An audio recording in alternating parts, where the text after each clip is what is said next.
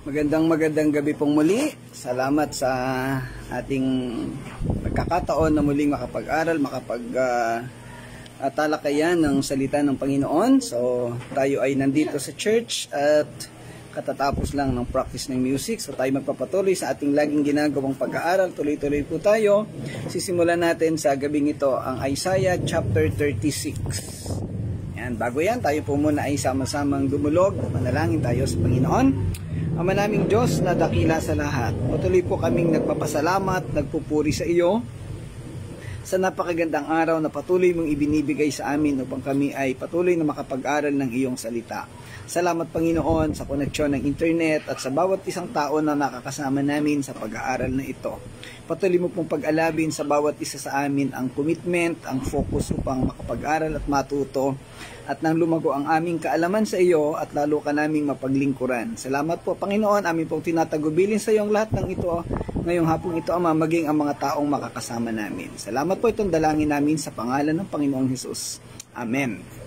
Okay, magandang gabi Pastor Claude, salamat at naandyan ka na. So, nandito kami sa church at kasama natin ang music team. Lumabas lang si Juana, si Ate Alma, si Sammy, si Abby at si Princess. Okay, so tayo nga po ay magpapatuloy sa ating ginagawang pag-aaral at ito ang Isaiah chapter 36, panibagong kabanata na ating tatalakayin ngayon. Medyo mabigat ang sitwasyon ating tatalakayin sa kabanatang 36, kung gaanong kagaan at gaanong kasaya ang chapter 35. Ito namang chapter 36 ay panibagong kabigatan. Ito'y digmaan na naman, takutan at yabangan ang nangyayari dito. So, ating simulan sa ating sa introduction. Ang pangkalahatang konteksto ng chapter 36, ito ay naglalarawan ng pagsubok at pananakot na maaaring harapin ng mga tagasunod ng Diyos. Ito ay nananawagan sa mga mananampalataya na manatiling matatag at hindi sumusuko sa pananampalataya kahit na sa gitna ng matitinding pagbabanta at nakakasindak ng mga pagsubok. So ito ay karaniwan sa ating lahat. Kakaranas tayo ng mga paninindak, mga pagsubok, mga pagkatakot, anxiety or depression. Pero sa sabi ng talatang ito, ng kabanatang ito, hindi tayo dapat na sumuko, hindi tayo dapat na manghina. Sa halip, ay manatili tayong nakakapit at umaasa sa Panginoong Diyos. Magandang gabi, Brother Edgar. Salamat at naandyan ka. Namiss ka na namin. Okay, habang pinipili sa kabanatang ito, ang primary na karakter natin ay si Hezekiah bilang hari ng Israel o ng Jerusalem, ng Juda. Si Propeta Isaiah, syempre, si Haring Sennacherib ng Assyria, si Rabshakeh, ang Prime Minister o General ng Assyria, at yung tatlong pangunahing pinuno ng Juda. Ayan. So, matalakay natin maya-maya ang mga yan. Ngayon, ang sitwasyon ay pinagplanuhan, pinagtangkaan ng Assyria na salakayin ang Juda. Kukubkubin nila ito. Subalit, sa kalagitnaan ng pagkubkob nila, nakialam ang Diyos. At nakita natin doon yung proteksyon ng Panginoon sa kaniyang mga tao, ng Israelita. Magandang gabi, Sir Irene. Salamat sa iyong maagang pagsama. Yan. Okay, habang pinipili ng mga tauhan ni Hezekiah ang katahimikan kaysa sa debate o pakikipagtalo sa mga Assyrians, ipinapaalala sa atin na ang katahimikan ay maaaring maging isang makapangyarihang kasangkapan laban sa mga panunuya at takot na nagpapakita ng hindi natitinag na pananampalataya sa paglalaan ng Diyos. Dito sa bahagi ng kabanatang ito, makikita natin may ilang sitwasyon dito na nilalait ng Assyria, ni Rabshakeh, ang Israel o ang Juda. Pinipintasan, ibinabagsak si Haring Hezekiah, at kahit ang Diyos ay sinasabi na walang kakayahan at walang kapangyarihan. Kalimitan sa ating buhay, pag tayo ay nilalait, pag tayo ay binubuli o pinipintasan, magagalit tayo. at tayo ay gagante ng kaparehong panlalait. Pero ang napakagandang ginawa ng mga Israelita dito, habang sila'y binobomba ng masasakit na salita, sila'y nanatiling tahimik. Nakayuko lang siguro sila, hindi sila sumasagot. At matapos na makapagsalita yung Assyrian, si Rabsakeh, sila ay umuwi sa palasyo at nagsumbong kay Haring Hezekiah. Si Haring Hezekiah naman ay nalungkot, nagsuot ng damit na panluksa at nanalangin sa Panginoon. So yun ang highlights, no? Napakaganda ng sitwasyon na ito. Yan. Ang konteksto ng kasaysayan ay naganap noong panahon ng paghahari ni Haring Hezekiah ng Juda. Nang sinalakay ng hari ng Assyria na si Sennacherib ang Juda. Ang kabanatang ito ay mababasa rin natin sa Ikalawang Hari, chapter 18, verses 13 to 37. So, maalala natin sa kasaysayan, matapos na bihagi ng Assyria ang Israel o yung Northern Kingdom o yung Southern Kingdom, malakas sila, so pinagplanuhan naman nilang bihagin yung kapatid na bayan, yung Juda. At sa panahon na ito ay akala nila ay magtatagumpay sila dahil sa kanilang lakas. Subalit nang nakialam ang Diyos, pinrotektahan ang Juda, bawat isa sa kanila ay napahiya. At sa bandang huli, itong mayabang na hari, si Sennacherib, ay namatay. Kung paano siya namatay, ating ibibitin muna at malalaman natin sa nasa huling bahagi yan ng kabanata. Tinalakay sa kabanatang ito ang mga banta at pagmamalabis na naranasan ng mga Israelita sa mga taga-Assyria. Ang isang banta ay mababasa sa talatang 4 hanggang 7 na pinangunahan ni Rabsaces o ni Rabsakeh, commander ng Assyria. Naghatid siya ng mensahe sa Jerusalem at sinubukang pahinain ang kanilang pagtitiwala sa Diyos at kay Haring Hezekiah. Kinwestiyon niya ang kanilang pagtitiwala sa Ehipto at ang kanilang pagtitiwala sa Panginoon. Sa mga direktang pangungusap ng general ng Assyria, sinabi nila na bakit kayo nagtitiwala kay Hezekiah? Walang magagawa, walang kakayahan ang hari ninyo na yan. Bakit kayo nagtitiwala sa inyong Diyos? Ang Diyos ninyo na yan ay walang kapangyarihan. So yon ang highlights noon. So napakasama ng salita na ginawa noong general ng Assyria. At syempre, silang dalawa ni Sennacherib ang nagkakasundo dito. Si Rabsakeh ay gumamit ng mga pamamaraang psikolohikal or psychological para lansihin ang kaisipan ng mga Israelita. Nagsalita siya sa salitang Hebreo upang matiyak na maririnig ng lahat ng mga tao sa Jerusalem ang kanyang mga banta at pangako na naglalayong maghasik ng pagdududa at takot.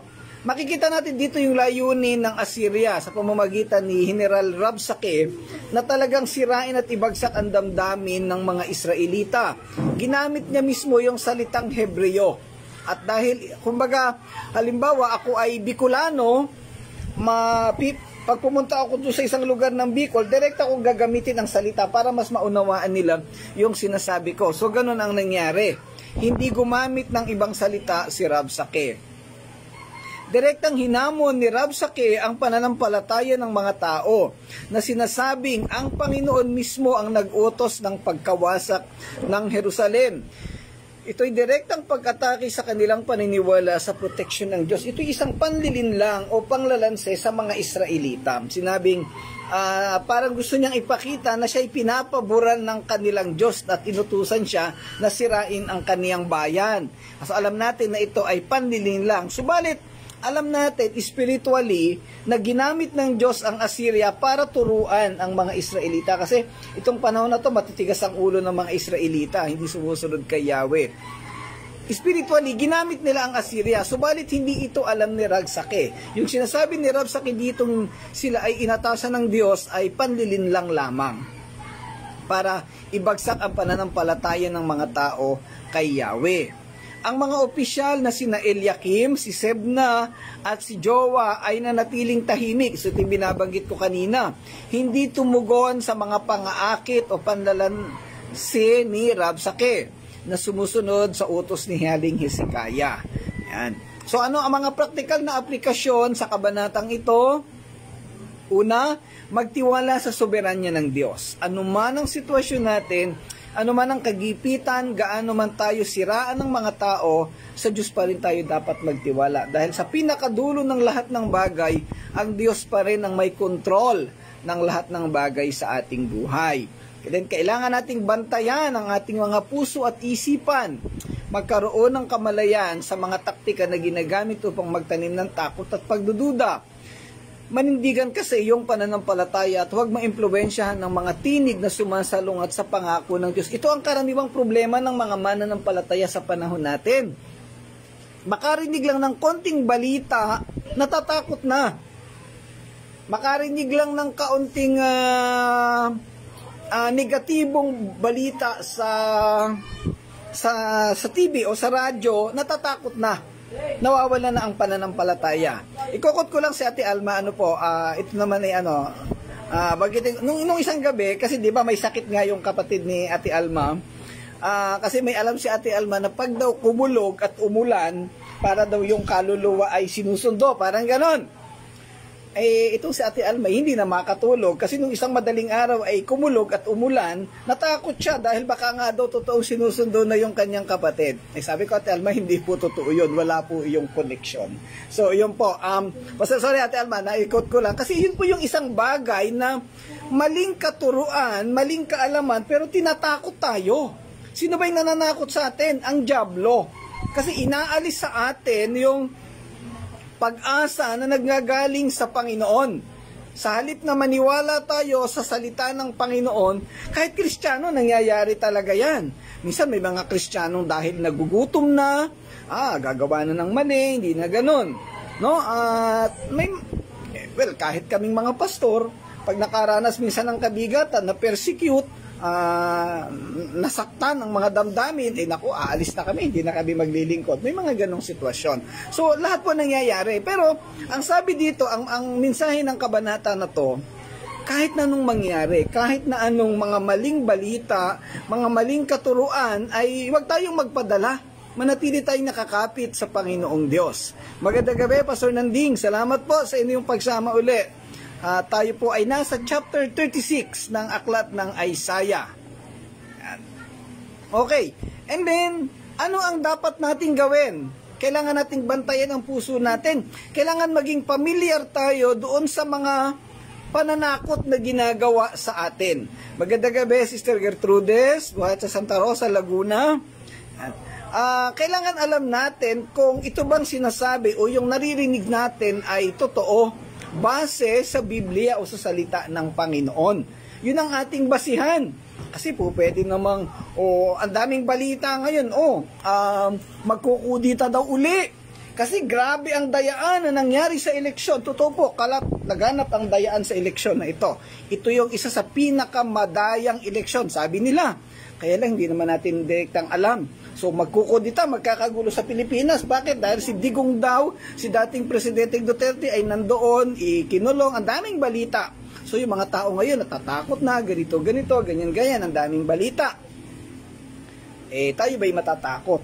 Dapat bilang mananampalataya, sa atin magsimula yung paniniwala na huwag tayong maniwala sa sabi-sabi. Hintayin natin yung katotohanan. At dahil pa doon, ano man ang mangyari, sigurado naman tayo nakasama natin ang Diyos, hindi niya tayo pababayaan. Magandang gabi, Tess. Salamat sa pagsama. Alamat at naandyan ka. Isipin natin, tayong mga Batanggenyo o yung mga malapit dito, nung panahon ng pandemya, tayo yung pinaka-apektado. Kasi bago yung pandemya ay sumabog ang Taal.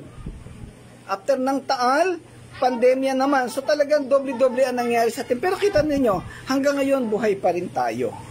Ipinagbawal ang gawain sa mga church dahil baka daw mahawa ng COVID. So far, ang touching lives, yung napigil doon sa San Roque. Pero yung dito sa San Rafael, hindi naman napigil. Ang tatandaan ko, 2 Sunday lang na huminto tayo. Tuloy-tuloy ang gawain, pero wala namang namatay dahil sa COVID. Ano po? So buhay pa rin tayo at nakakapagpatuloy pa rin sa gawain sa Panginoon. So ang sinasabi lang dito, Huwag tayong basta maniwala sa hearsay, sa mga sabi-sabi. I-verify natin ayon sa salita ng Panginoon at ayon sa factual evidences. Okay, so nabanggit ko na kanina yung mga karakter ng kabanatang ito, si Haring Hezekiah, si Sennacherib, si Rabsake, si Eliakim, si Sebna, si Joah. So ang location natin ay sa Jerusalem, and then yung Lachish at Assyria. Okay, so alam natin ang kasaysayan, yung libo-libo, daan-libong tauhan ng Assyria ay sumalakay sa Juda para sila ay kubkubin at sakupin. Pero sa huli makikita natin na hindi sila nagtagumpay. Okay, punta tayo sa unang talata para mas madali tayong makakapag-aral.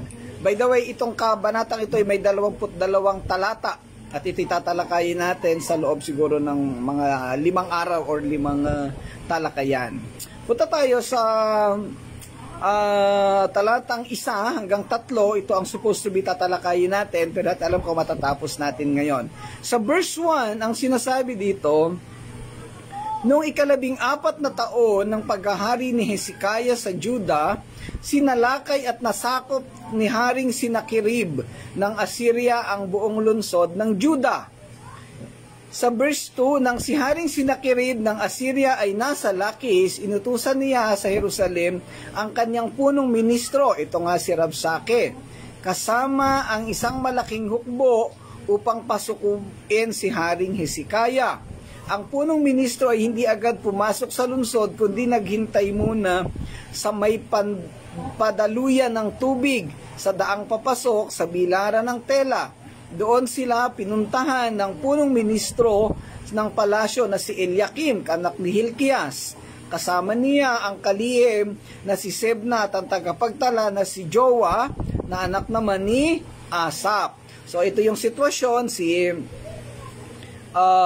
Rabsake o yung pinuno ng Assyria na ipinadala ni Sennacherib ay nandoon sa may papasok, no, sa may pasukan o labasan ng lugar ng Juda.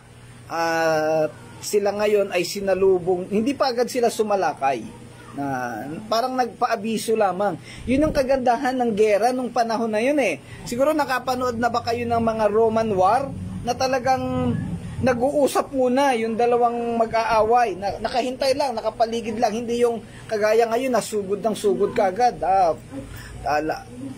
pakawala agad ng pakawala ng mga bomba. So no, talaga naghintayan sila. At ito, sa halip na lumabas si Haring Hezekiah, ipinadala niya yung kanyang mga pinuno, si Eliakim, si Sebna at si Joah. Yan. Ang mga talatang ito, yung talatang 1 hanggang 3, ito ang unang bahagi ng kabanatang ito. At ito ay tumatalakay sa pagsakop ng Assyria sa Jerusalem noong panahon ng pamumuno ni Haring Hezekiah. Sa panahong iyon, ang Assyria at pinamumunuan ni Haring Sennacherib.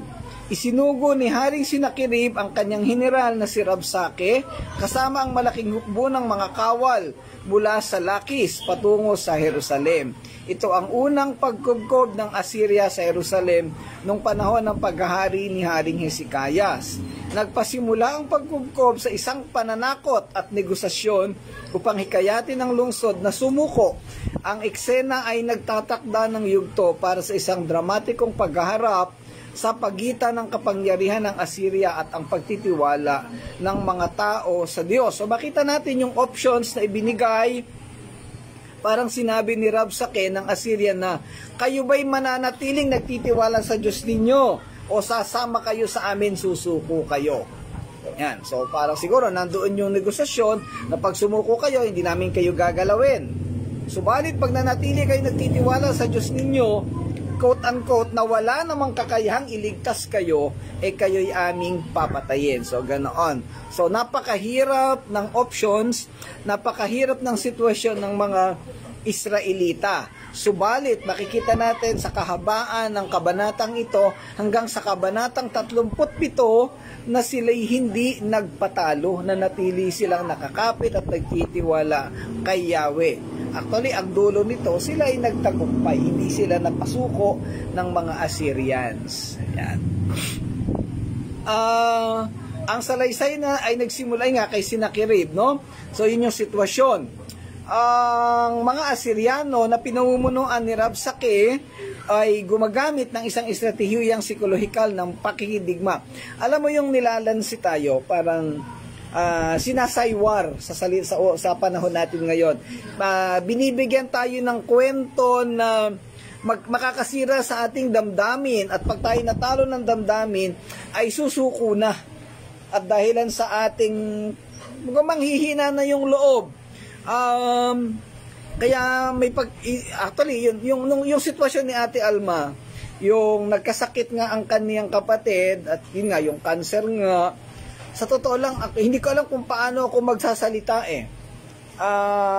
pero sabi ko kailangan maging objective, kailangan ay paalalahanan si Ate Alma. Kasi po, bakit ako nag-aalangan? Kasi yung sakit nung kapatid ni Ate Alma, yun mismo yung sakit nung misis ko na naging dahilan sa pagkawala. Medyo mabigat. Hirap din akong sabihin, pero kailangan para maging malinaw ang sitwasyon. So yung pong ganoon, may pagkakataon na actually isa yun sa rule na hindi dapat gawin Alam mo yung mabigat na yung damdamin, tapos kukwentuhan mo pa ng kapareho. Mabigat po talaga yun. Pero yun nga, dahil kasama naman natin ang Panginoon, nagiging maayos naman, no? Alam mo yung bagsak na yung isang tao, tapos pababagsakin mo pa. Well, si Pastor Claude, sanay na yan sa akin bagsak na yung damdamin, pababagsakin ko pa lalo yan Yan. So, minsan yun ang approach ko, na kaya maraming nagagalit sa akin na tao. Sa halip na, kasi hindi ko naging ugali yung susuyuin ka pa. Minsan kahit galit ka na at naaasar ka na, lalo pa kitang gagalitin para matuto. Kaya maraming galit at naiinis sa akin sa ganung sitwasyon. So ganun po, ang ginawa dito ni Rabsakeh ay nilalansin niya ang mga Israelita. At pag nalansin na, unti-unti na niyang madadala, mapapabagsak ang damdamin. Kaya siguro hindi ako po pwede sa counseling kasi direktahan ako magsalita, minsan hindi ko masyadong na kinukuha yung damdamin ng mga tao. Ayan.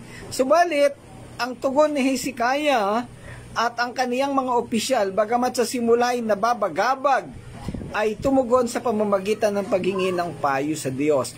Makikita natin sa kabanata na ito o sa mga talatang ito na napakalalim ng pananampalataya ni Haring Hezekiah. Sa halip na sila'y sumuko, ay ang naging aksyon niya ay dumulog sa Panginoon, manalangin. At alam na nating lahat na pag nanalangin ang isang lingkod ng Panginoon, kagaya ni Hezekiah, ay dinidinig siya ng Panginoon. Ang tema ng takot at pagtitiwala sa mga talatang ito ay nagpapakilala ng nagbibigay diin sa paghawak ni Hezekiah sa Diyos.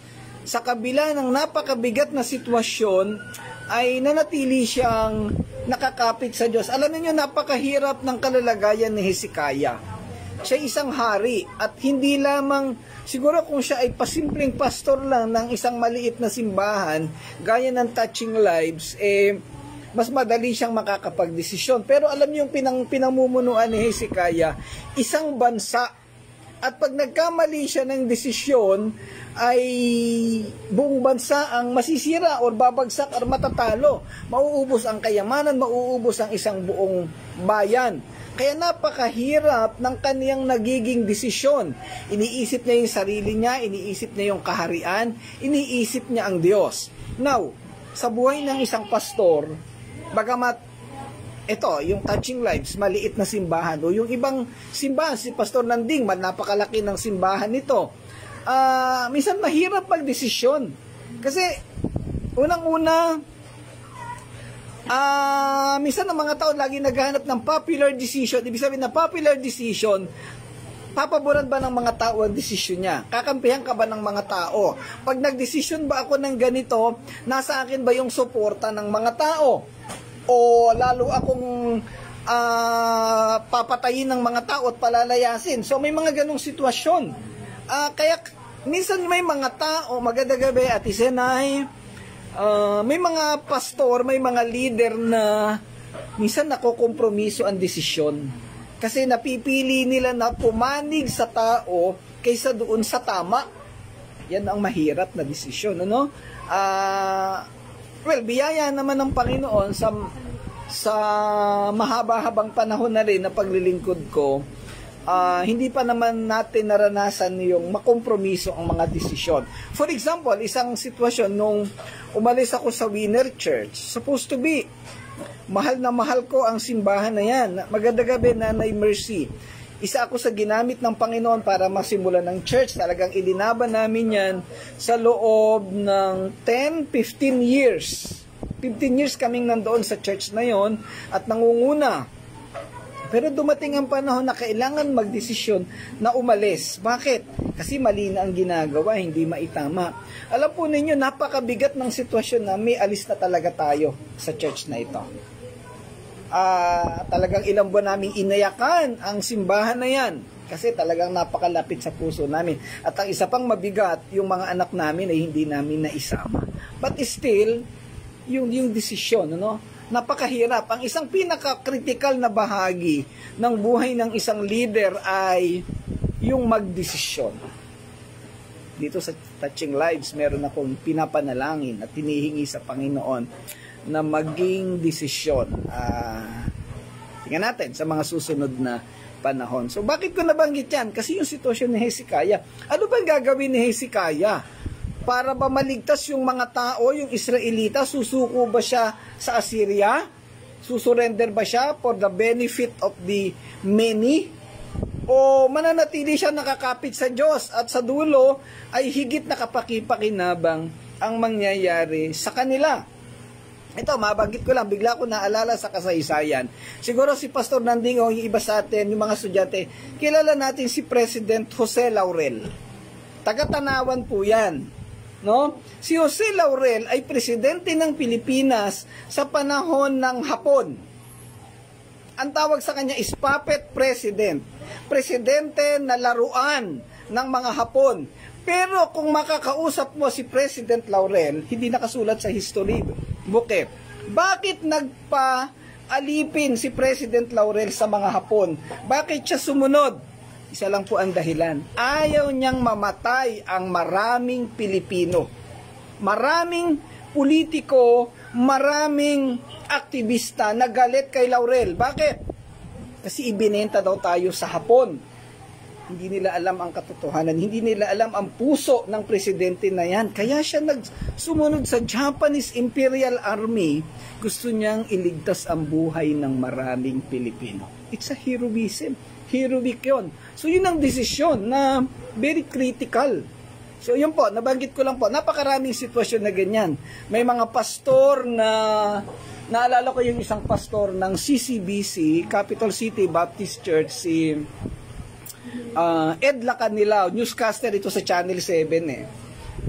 May isang pagkakataon na nagkakagulo ang church, mahahati, madidivide yung church. Dahil merong issue. Alam mo ang ginawa ni Pastor Ed Lacanilao?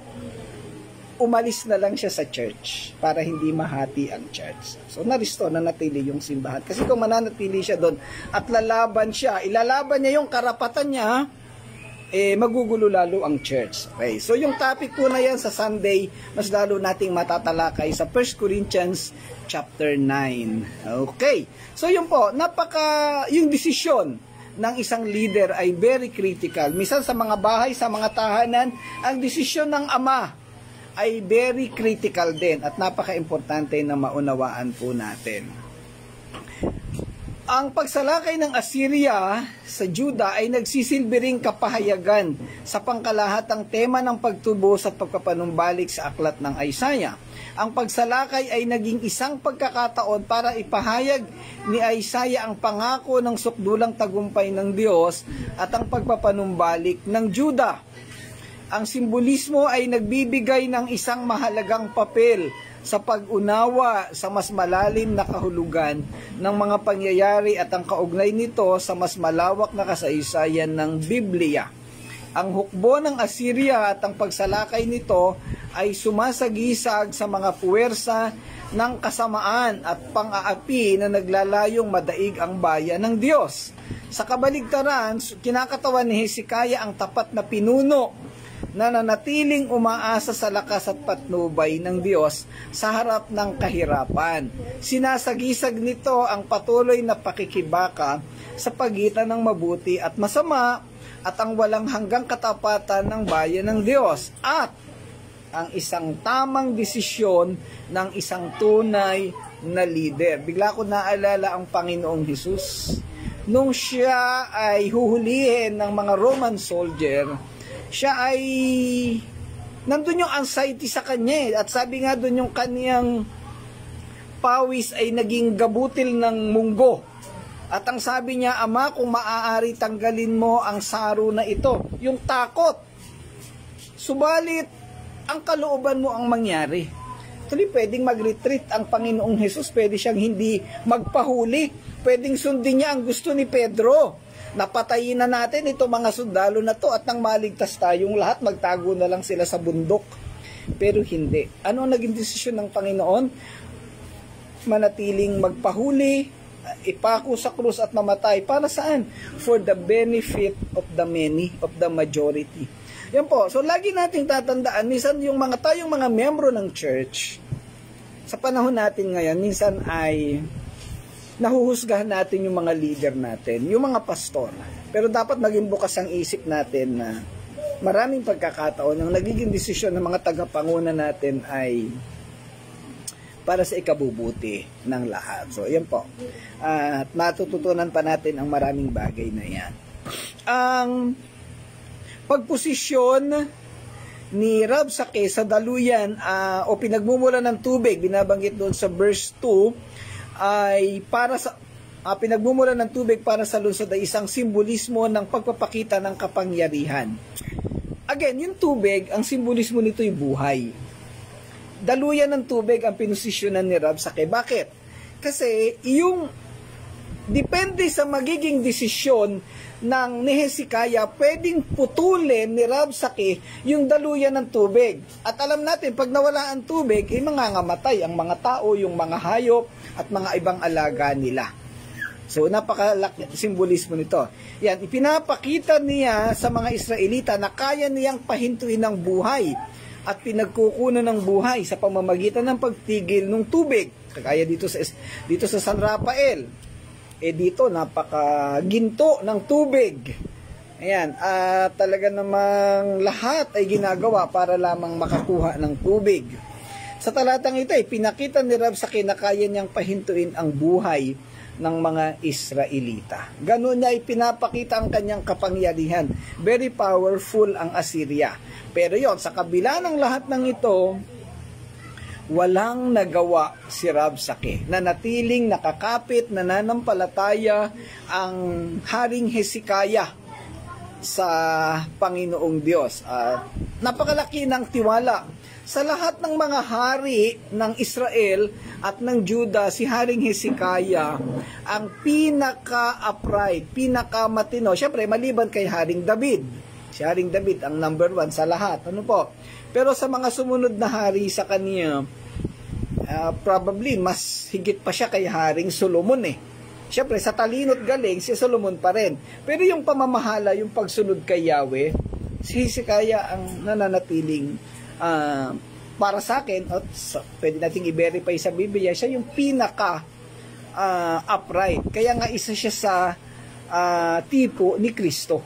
Yung buhay ni Hezekiah ay sumisimbolo sa buhay at pamumuno ng Panginoong Hesus. Types of Christ.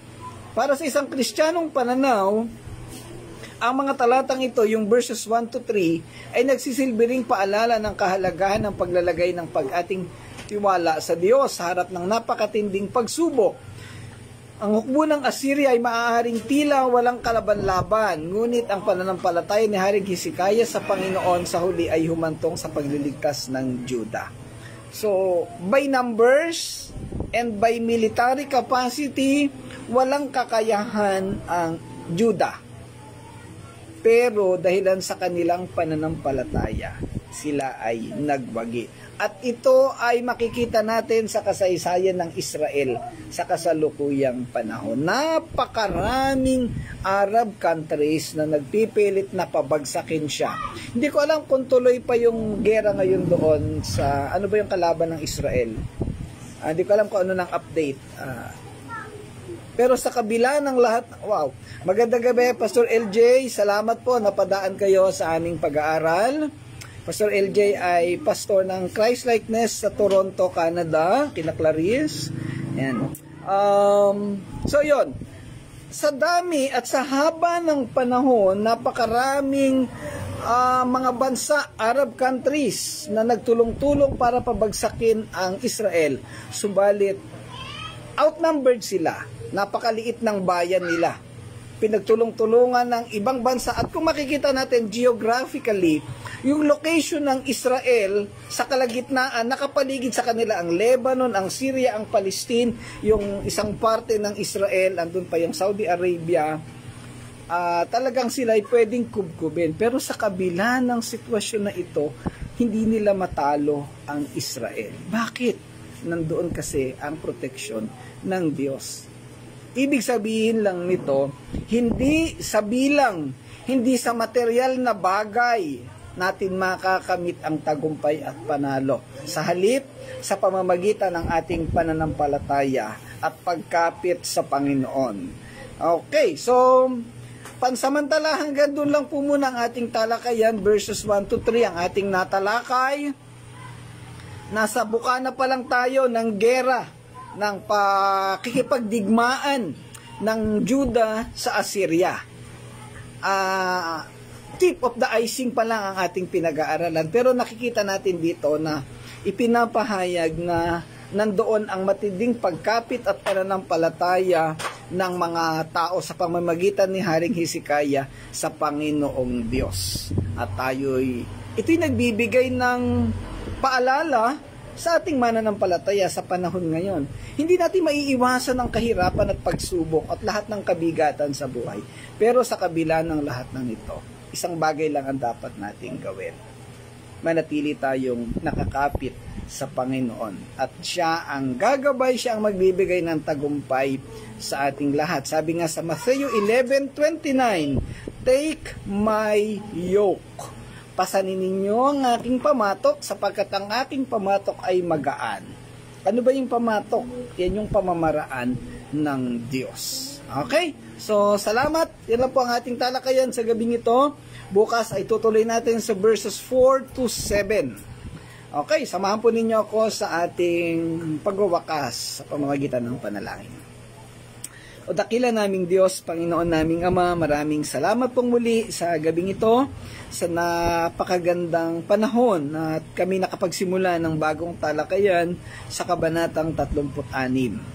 Patuloy mo kaming pagpalain at gabayan, Panginoon, maging ang mga kasama namin sa gawain pong ito dito sa church at maging mga nakakonect sa FB Live. Patuloy mong pagpalain ng bawat isa, maunawaan namin ang lalim ng kabanatang ito at ito'y mailapat namin sa aming mga buhay pananampalataya. Salamat po, dakilang Diyos. Sa iyo po ang kapurihan at pasasalamat sa pangalan ng Panginoong Hesus. Amen. Amen.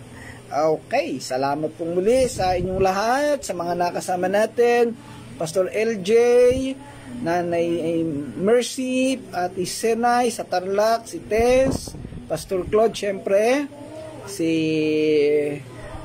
Sister Gertrude, si Pastor Nanding, si Irene, si Brother Edgar. So, salamat po, pagpalain kayo ng Panginoon. Syempre, dito sa church, si Princess, si Abby, si Ken, syempre, si Ate Alma at si Sammy. Si Juana ay umuwi. Ano? Okay. Sige po, salamat po sa inyong lahat. Pagpalain kayo ng Panginoon. See you tomorrow. Bye-bye. Enjoy your vacation, Pastor Claude.